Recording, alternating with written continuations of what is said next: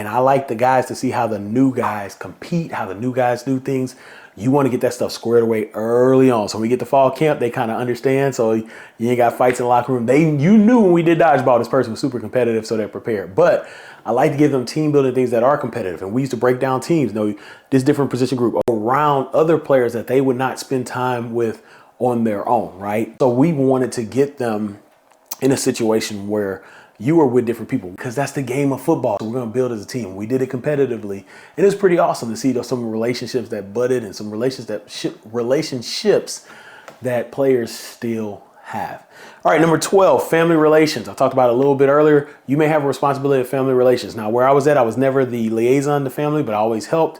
And that could be communication. I know when we did our orientation and we brought in newcomers, I would talk to the family. Here's my number. Call me if you have any questions. They would get my number. They would call me, different things like that. Hey, Jones, where do we park? Where's the gate after the game? Boom, boom, boom. Your phone's on. They got you. You may have a family relation responsibility. And last, but definitely not least, in the reality of today's college athletics and athletics overall, even for those who work in this pro, 13, newcomer transition. You may have that responsibility. I always love newcomer transition and doing orientation because for me, in the role, I could pick the speakers and I had a checklist of we already spoke about that. The reason why I bring this up, one university I was at, one of our players, the night of they moved in, they went out, had something to drink, drinking and driving, right? It happened.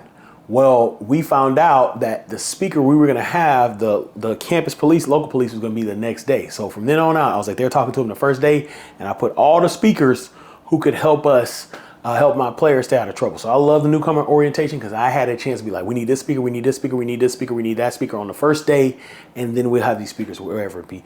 Now, it's not all bad with newcomer transition. You get opportunity to help newcomers. I really enjoy picking the right teammates to get them around campus to show them how the campus will be.